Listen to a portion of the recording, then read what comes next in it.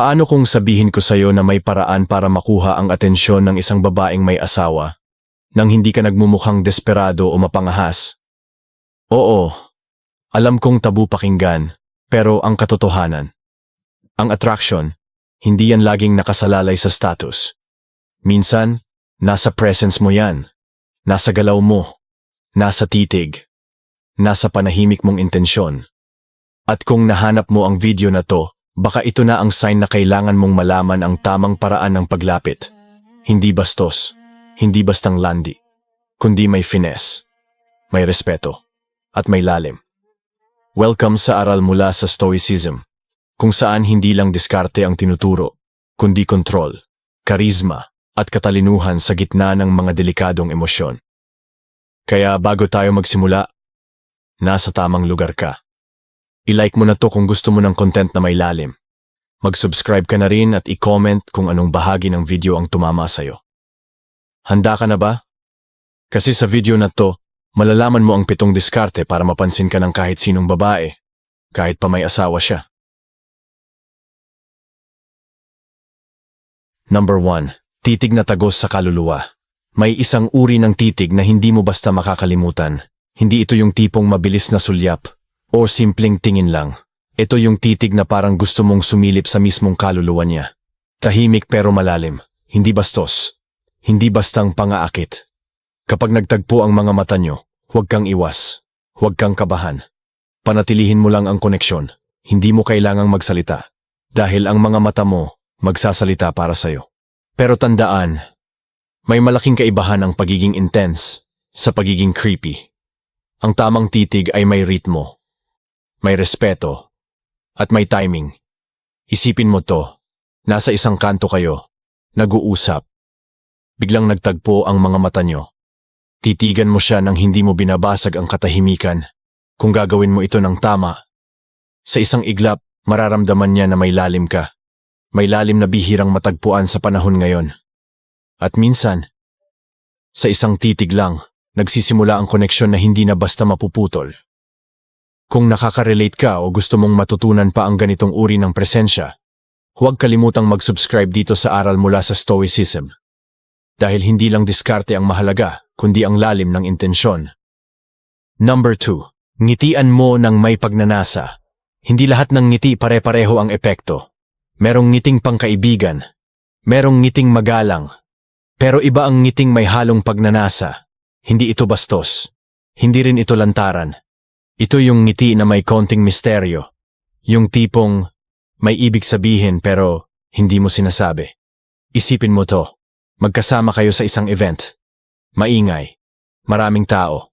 Tapos sa gitna ng lahat, napatingin siya sa'yo. At doon mo siyang nginitian. Isang matamis pero banayad ng ngiti. Walang salita. Walang galaw. Pero sa ngiting yon, parang may lihim kang gustong iparamdam. Yung klase ng ngiti na nagiiwan ng tanong, bakit ganun ang tingin niya? Anong ibig niyang sabihin?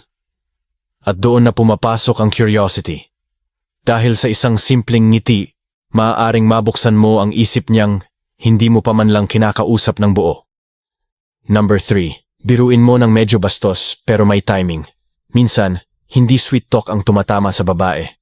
Minsan, isang medyo bastos pero witty na biro ang mas nakakakuryente ng koneksyon. Pero teka lang, hindi ito bastos na bastos ha. Kailangan may timing, may kilig, at higit sa lahat, may respeto pa rin.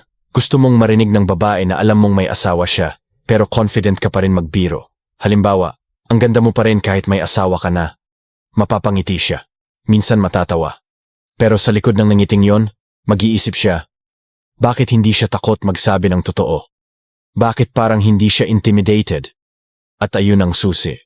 Sa isang banat na medyo naughty, makikita niya ang confidence mo. Hindi ka bastos, pero hindi ka rin safe na safe. At dun siya mas lalo magiging curious sa'yo. Number 4. Ayain mo mag-dinner na casual lang.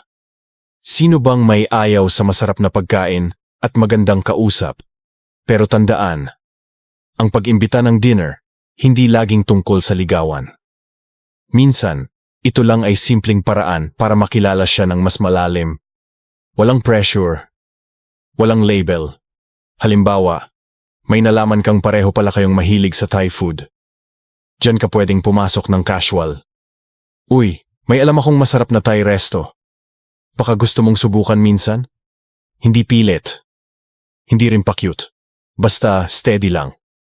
Parang sinasabi mo lang na, masarap kumain. Masarap din ang usapan natin. Gusto kong maulit yon. At kapag nakita niyang kaya mong anyayahan siya sa paraang mature, relaxed, at may respeto, magiging open siya. Dahil hindi mo siya pinipilit. Binibigyan mo lang siya ng option. Number 5. Ilapit mo ang mukha mo sa tamang oras. Hindi mo kailangang hawakan ang isang babae para maramdaman niya ang presensya mo. Minsan, sapat na ang paglapit ng mukha mo sa tamang oras. Kapag kayo lang dalawa at nasa isang tahimik na espasyo, doon mo pwedeng gamitin ang lakas ng proximity. Habang nag-uusap kayo, dahan-dahan kang lumapit. Hindi para maging aggressive, kundi para iparamdam na nakatutok ka. Nasa kanya lang ang atensyon mo. Kapag ginawa mo ito ng mahinahon, mararamdaman niyang may lalim ang bawat sagot mo. Hindi ito physical closeness lang. Ito ay emosyonal na tensyon. Isang simpleng lean-in habang may deep conversation, parang sinasabi mo, gusto kitang marinig. Gusto kitang makilala. At sa sobrang lapit mo, kahit wala kang hawak, mararamdaman niyang safe siya. Pero kinikilig. Iyon ang power ng tamang distansya. Hindi umaabuso. Pero damang-dama ang intensyon. Number 6. Magpakita ng wild moves. Kapag nakuha mo na ang tiwala niya, huwag kang manatiling safe. Bigla ka namang magpakita ng wild side. Hindi yung bastos, kundi yung unpredictable na masaya. Halimbawa, nasa party kayo, bigla mong niyaya sa dance floor. Kahit awkward, kahit hindi ka pro, sumayaw ka lang. O kaya, bigla mong sabihing, tara, road trip bukas. Walang plano. Walang rules, dun niya makikita na hindi ka boring. Meron kang energy na hindi kontrolado ng routine. Yung tipong kahit di ka niya kilalang kilala, parang gusto niyang sumama. Dahil alam niyang hindi ka predictable, may kilig, may mystery. May ano pa kayang kaya niyang gawin. Iyan ang charm na hindi binubuo ng salita, kundi ng mga biglaang galaw na may confidence at lalim. Number 7. Iparamdam mong mag-e-enjoy siya sa'yo. Hindi palaging looks o lines ang hinahanap ng babae. Minsan, ang talagang nakaka-attract sa kanya ay yung lalaking hindi boring kasama. Yung may sariling mundo. May bagong experience na kayang ialok. Isipin mo to, inimbitahan mo siyang mag-hiking o mag-food trip sa lugar na hindi pa niya napuntahan. Biglang napaisip siya. Pwedeng masaya to At yun na, ang taong kayang magbigay ng kasiyahan at adventure. Mas madaling pumasok sa memorya. At minsan, sa puso. Dahil hindi lang ikaw ang naaalala niya, kundi yung feeling na kasama ka. Magaan. Masaya. Hindi stress, hindi pressure. Kaya tandaan, kung gusto mong bumuo ng koneksyon, bigyan mo siya ng mundo na hindi niya malilimutan. At dun magsisimula ang tunay na atraksyon. Sa huli, kailangan mong tanungin ang sarili mo. Gusto mo lang bang pansinin ka? O gusto mong maalala ka? Dahil ang tunay na attraction, hindi lang hinuhubog ng pisikal na anyo. Ito ay mental connection at higit sa lahat, emotional depth.